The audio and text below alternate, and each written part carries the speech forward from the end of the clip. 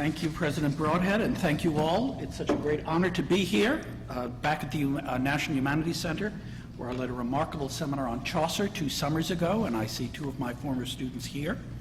And it reminds me of a time, as I'm sure it does for my co-panelists, before we became accountants and bureaucrats, when we were teachers.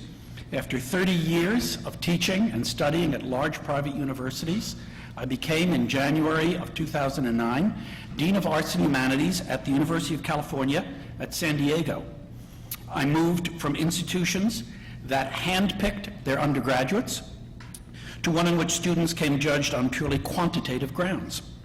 I moved from institutions that had departments of English and individual national literatures to one that has a single literature department, in which everything from Shakespeare to Stendhal, Chaucer to Chinese is taught by a mix of tenure-line and part-time faculty.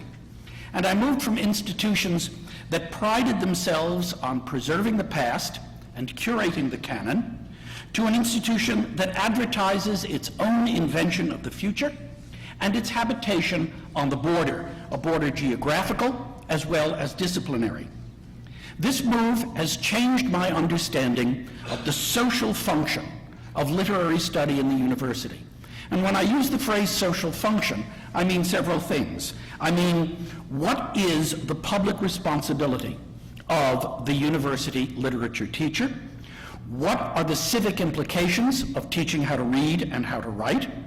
And especially in a public university, is there a publicly defined mission and responsibility for the activities of literary study that sets it apart, perhaps, from large private universities? This move has radically decentered my experience of the study of literature and my understanding of undergraduate and graduate teaching most broadly.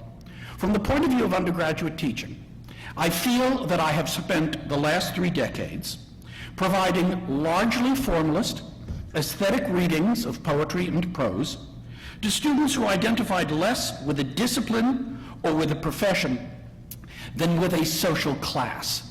And the thing that I want to stress and to enter into this discussion is, in a sense, the class-based notion of literary study, the way in which the study of particular canons or the particular techniques of literature leads students of a certain background or certain temperament into affiliation with or identification with a social class. As I experienced it in the English departments at Princeton and at Stanford, whatever was at stake in the profession, what was still largely at stake in the literature classroom was engagement and appreciation. Whatever inroads had been made by critical theory, political action, or historical research, the day-to-day experience in the undergraduate classroom consisted largely of getting students to read attentively, and I will pick up on President Broadhead's use of the word attentively here, attentively major writers, and getting them to understand the nature of genre, getting them to absorb in the broadest way possible the defining features of particular literary periods, understood chronologically and cumulatively. At the end of almost every class, I would receive student evaluations that would comment on my varying successes with these projects. And almost invariably, I would get at least one, whether I was teaching Chaucer, poetry and poetics, the history of the English language, or the general literary survey. I would get at least one student reference which would say, quote, "made dull material interesting." By contrast, my experience in the graduate seminar said, Don't even say it. centered on actively professionalizing an aspirant group of students, largely selected at the universities where I taught, for their pedigree of undergraduate experience and their potential fit with senior faculty interest. Thus, my concern was working with a group of students who already had an understanding of a certain side of the canon and of its contexts to develop distinctive historical and critical approaches for potential publication and professional activity. My particular concern was developing not so much a position or a pose, but rather a critical voice. That is, a way of putting into practice the rhetorical techniques of argument and exposition and selective quotation to cultivate an idiom rather than an ideology. As the decades in the profession passed, I also saw my primary concern in graduate teaching and in directing graduate studies as what we might call the systematic lowering of professional expectations without sacrificing intellectual ambition. Put more specifically, or perhaps less euphemistically, my programs came to be designed to take a group of students educated at elite private colleges and universities and prepare them for that remarkably euphemistic phrase, first jobs, at institutions different in kind from any that they had actually lived in. Now, it is a commonplace to blame this situation on a shattered job market or a rocky economy. Less common, although it's still active, is to understand it as a function of the growing disconnection between graduate and undergraduate literary study in the 30 years of theoretical and professional activity that I participated in. There are many ways of characterizing, and indeed caricaturing, this disjunction. For example, the difference between the cultivation of taste and the acquisition of knowledge, or the difference between the teaching of techniques and the teaching of values. And many scholars and critics of the profession have approached the difference between undergraduate and graduate education along these axes. Because I was trained relatively traditionally in English and comparative literature, I'm going to aphorize it in the following way. Undergraduate literary study is Homeric. That is, it privileges the living, face-to-face, oralist experience of character and action. It trades on the presence of the classroom teacher to imagine in a vivid and unmediated way fiction as if it were fact, and to respond to the student impulse to personalize the non-existent. How many times did I have to answer the question, what would Emma do? Undergraduate teaching and study, as I experienced, trades on the lecture and the lectern, and it invites students to engage directly with the text, relatively unmediated by criticism and bibliography. And if I had more time, I would go on to a longer riff about why it is that so many English majors today are in fact creative writing concentrators. Because I think what has happened is that creative writers have turned progressively away from what they see as the fundamentally estranged and non-immediate nature of prose fiction, which has become more and more keyed to non-realist or non-plot or non-character driven, and have turned more to memoir and biography. So I think the issue, and I would like us to actually to consider this, is why creative writing has become so much a part of literary study at the undergraduate level. I think it's not a question of adolescent narcissism. I think it is a response to changes in the nature of prose fiction and changes in the ways of reading and responding to texts that privilege what I'm calling immediacy. Undergraduate education and literary study is immediate. By contrast, graduate study, if undergraduate study is Homeric, graduate study is Virgilian. That is, it trades on writing rather than reading. It privileges mediation and estrangement.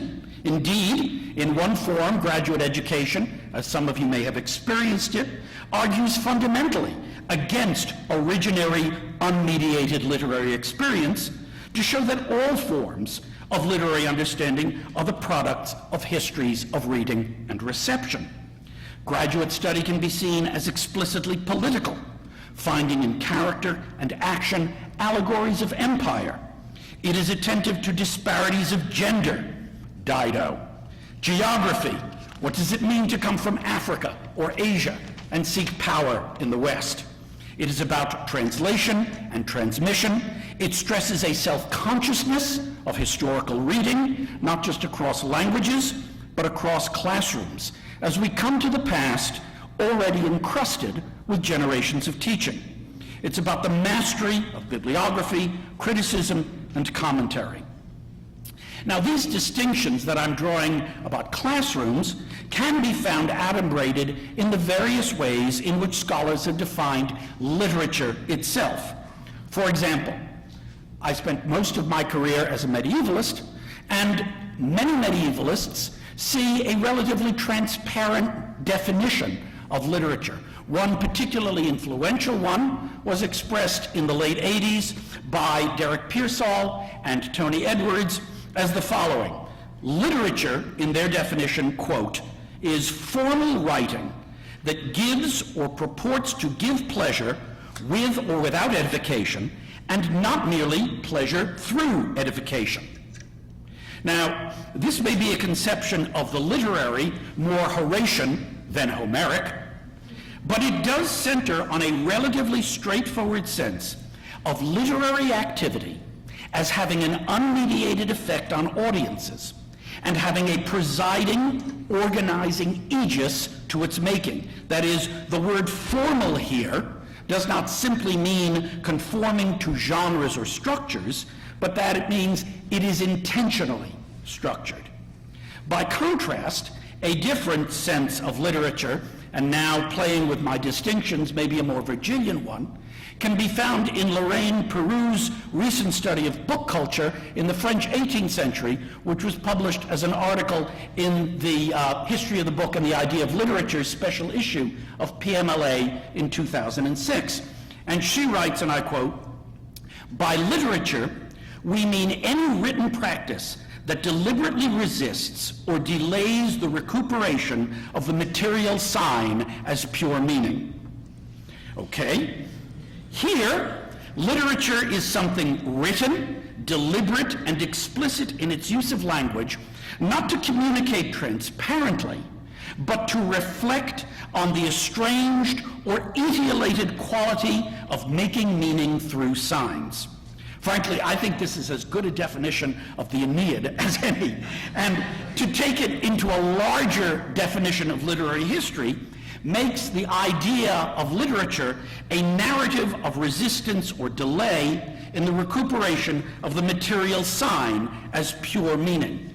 Literature, then, becomes intimately bound up with notions of immediacy. Or another way to put it would be to say that one of the central axes for defining literature, for defining its place in the academy, and for defining its pedagogical imperative is to say, is this an activity of immediacy or is it an activity of estrangement? Is it an activity that renders meaning directly, or is it an activity that delays the recovery or recuperation of meaning? Either side of that generates both a theory of literature and also a theory of pedagogical practice. Now, the changes in my institutional affiliations have also dovetailed with changes in my scholarly direction.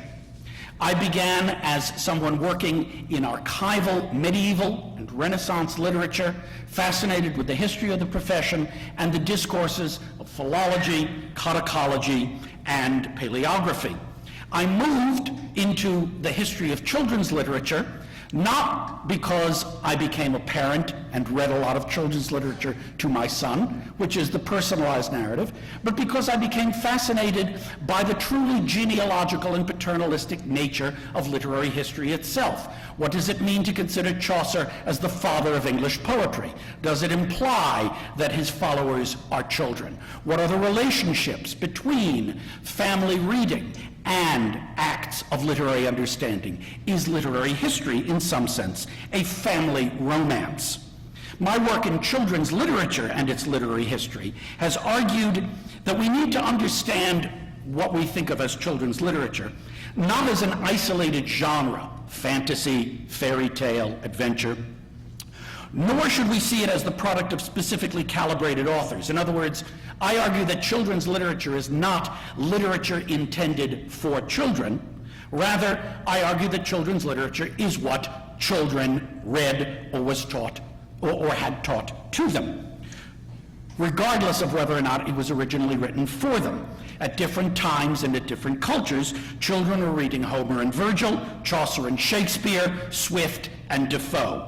They were reading the Bible, they were writing in their prayer books and their psalters, they were underlining in their novels. My claim throughout my work has been that children's literature in the West takes as its primary goal an education in the arts of literacy, a way of showing that the book is a world, and the world as a book, and a way of seeing how the ABCs of primers offer allegories of experience, a way of seeing signs in everyday life. In the New England Primer, with its beautifully alphabetically organized opening poetic prayer, "For be thy book and heart shall never part." The schoolroom, the library, the desk, the page, these are the places of the literate imagination. And my understanding of the social function of literature in this environment hinges on the idea of bringing children into the shared physical experience of a text. Thus, a history of children's literature both parallels and writes a history of education. Key moments in works of fiction come when children find themselves in libraries or studies. And this is, of course, not simply a feature of children's literature, but it's a fascinating thing to notice. For example, when Jo March finds herself in her uncle's private library in Alcott's Little Women, when Johnny Tremaine, in the novel of his name, heals his hand while reading in the doctor's study, when Hermione Granger in Harry Potter susses out the secrets to success in the Hogwarts library. Indeed, in Harry Potter, wizardry is really a heightened form of literacy. It's not about magic as much as it's about a skill in reading. And the places of excitement in the Harry Potter books are invariably the places of the library, the places of the book, the places of the classroom. One could argue that wizardry in Harry Potter functions much the same way as in the Middle Ages and the Renaissance alchemy did. That is, as another heightened form of literacy, making recipes, reading lists of ingredients, developing a patter while you duped the populace. Anyone who can call to mind great etchings and pictures from the age of Bruegel, for example, who seemed fascinated by alchemists in late medieval and Renaissance culture, will know that what's most distinctive about the image of the alchemist is not him being surrounded by retorts, but the fact that he always has an open book in front of him. Alchemy is the ability to read. This is, of course, the whole point of Chaucer's Canon's Yeoman's Tale, that great story of alchemy. Alchemy is another kind of literary fiction. Or, to put it another way, alchemy is like teaching, a way of turning the apparent dross of distant texts into the gold of classroom revelation. Made dull material interesting. To my mind, the most pointed distillation of the goal of education lies not in a work of literary criticism or in a work of theory, but in the opening of the chapter titled, "What is School For?" in Benjamin Spock's Baby and Child Care, first published in 1946. And Benjamin Spock begins as follows. "The main lesson in school is how to get along in the world. Different subjects are merely a means to this end. You learn only when things mean something to you. One job of a school is to make subjects so interesting and so real that children want to learn and remember." Now, I think this is not naive. Behind this statement is a functional definition of teaching that argues for the classroom as the site of socialization. Content is secondary to experience. Learning is about immediacy. Meaning is inseparable from desire. Teaching is alchemy, making subjects so interesting and real. What I would suggest in wrapping up is that the social function of literary study, especially in the large public university, is to create sites of socialization for purposes of positive community development. Literary works that narrate experiences of learning can illustrate the very problem of the classroom. That is, as I have presented it, the tension between immediacy and estrangement. Literary works are often valued for their ability to make things, in Dr. Spock's words, interesting and real. Indeed, one could argue that one definition of the canon is precisely that collection of works that correspond to socially defined criteria of interest and realism. From the point of view of my experience teaching Chaucer, this is why we like The Miller's Tale, because it has a plot that holds our interest, it has a setting of palpable material reality, and it has characters whose motives are transparent. By contrast, we dislike Chaucer's Tale of Melody because it doesn't. So, in the end, what I would say is that the purpose of studying literature, especially in an age of email, in an age of individual engagement with the screen, in an age when students don't come to office hours, but simply send you text messages, in an age when students are themselves estranged from the group experience of a classroom, what literature does best is bring individuals into communities of conversation. We need to recognize, I believe, that all acts of reading are potentially all acts of criticism. That is, they're all acts of discussion, and that all acts of criticism have a fundamentally pedagogical imperative. To my mind, there's no study of literature without the teaching of literature. We need to call attention to the ways in which we genuinely desire to find meaning in the world, and how the search for meaning is itself an underlying principle of literary narrative. But at the same time, we need to recognize that that desire is almost always thwarted, and that meaning remains elusive. Thank you very much.